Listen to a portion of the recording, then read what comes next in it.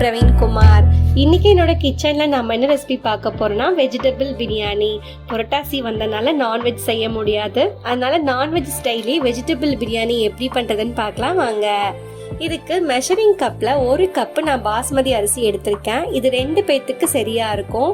இதை 3லேருந்து 4 வாட்டி நல்லா கழுகிட்டு தண்ணி வடித்து எடுத்து வச்சுக்கலாம். இப்போ நம்ம பிரியாணி செய்ய ஸ்டார்ட் பண்ணிடலாம்.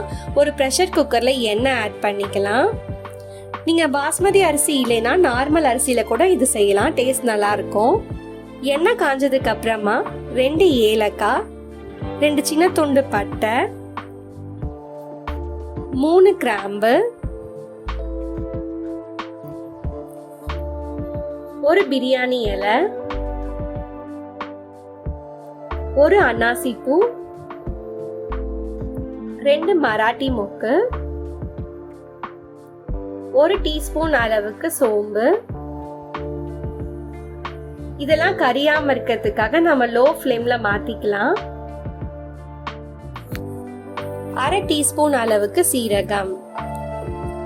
இது எல்லாம் கரியக்கூடாது. நல்லா பொரிஞ்சு வந்ததுக்கு அப்புறமா நீல வாக்குல கட் பண்ணி வச்சிருக்க 2 பெரிய வெங்காயத்தை ஆட் பண்ணிக்கலாம்.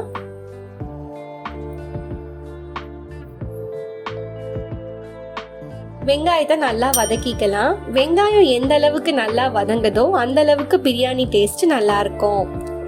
வெங்காயத்தை நல்லா வதக்கிக்கலாம். இது கூட கொஞ்சமா கறிவேப்பிலை ஆட் பண்ணிக்கலாம். கட் பண்ணி வச்சிருக்க 2 பச்சை மிளகாய் ஆட் பண்ணிக்கலாம். இந்த பிரியாணிக்கு தேவையான அளவு உப்பு ஆட் பண்ணிக்கலாம். நம்ம சிக்கன் பிரியாணி, மட்டன் பிரியாணிலாம் செய்கிறப்போ கறிவேப்பிலை ஆட் பண்ண மாட்டோம். வெஜிடபிள் பிரியாணிக்கு கறிவேப்பிலை ஆட் பண்ணி செஞ்சோம்னா டேஸ்ட் நல்லா இருக்கும். இப்போ இதை நல்லா வதக்கிக்கலாம். வெங்காயம் நல்லா வதங்கிருச்சு.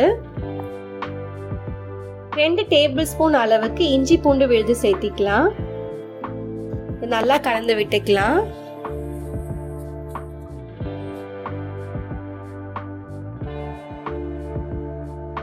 பச்சை வாசனை போற அளவுக்கு நல்லா வதக்கிக்கலாம்.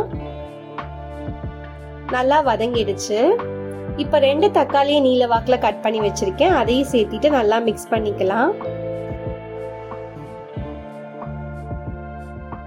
வெங்காயமும் தக்காளியும் நல்லா வதக்கிக்கலாம். நல்லா வதங்கி எண்ணெய் பிரிஞ்சு வந்திருக்கு. இந்த ஸ்டேஜ்ல 1 கைப்பிடி அளவுக்கு கொத்தமல்லி, புதினாவை சேர்த்திக்கலாம்.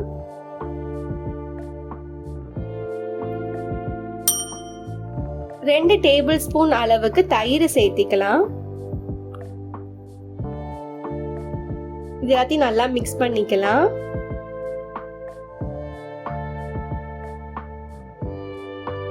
இது எல்லாம் நல்லா கலந்தாச்சு. இப்ப 1/4 டீஸ்பூன் அளவுக்கு மஞ்சள் தூள் சேர்த்திக்கலாம்.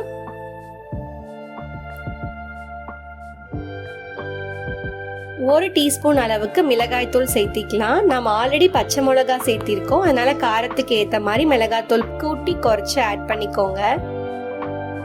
இது எல்லாம் நல்லா வதங்கி வந்துருச்சு. இந்த ஸ்டேஜ்ல நம்ம எடுத்து வச்சிருக்க வெஜிடபிள் ஆட் பண்ணிக்கலாம். 1 கப்பு கேரட், 1 கப்பு பீன்ஸ்,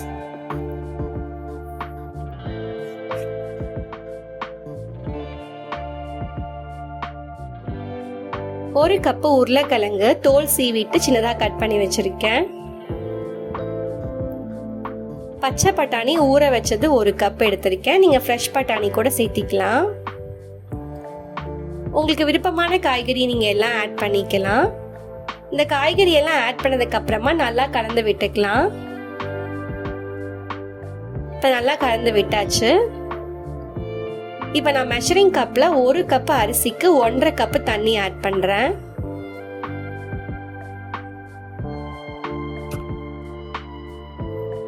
நல்லா மிக்ஸ் பண்ணிக்கலாம்.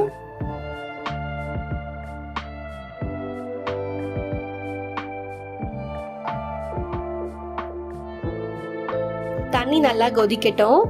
இப்போ 1 டீஸ்பூன் அளவுக்கு கரம் மசாலா சேர்த்திக்கலாம். நல்லா கலந்து விட்டுக்கலாம்.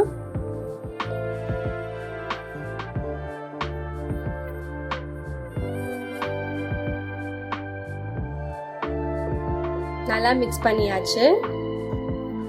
இப்போ நம்ம எடுத்து வச்சிருக்க அரிசியை சேர்த்திக்கலாம். தண்ணி இல்லாம அரிசி மட்டும் நல்லா வடிச்சிட்டு ஆட் பண்ணிக்கலாம்.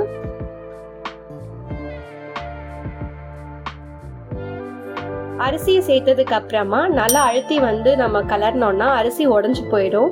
அதனால லைட்டா ஒரு மிக்ஸ் மட்டும் பண்ணிக்கலாம்.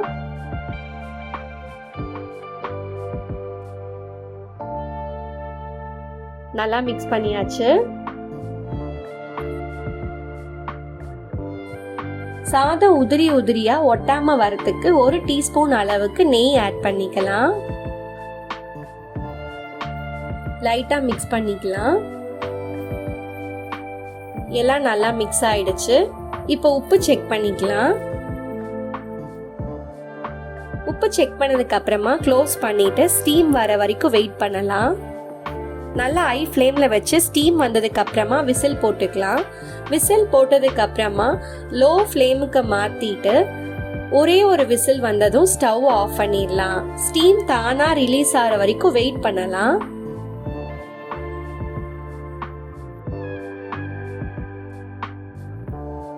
தானா இறங்கிடுச்சு. இப்ப பிரஷர் குக்கரை ஓபன் பண்ணி லைட்டா ஒரு மிக்ஸ் பண்ணிக்கலாம். பாருங்க, அரிசி எல்லாம் உடையாம உதிரி உதிரியா வந்திருக்கு.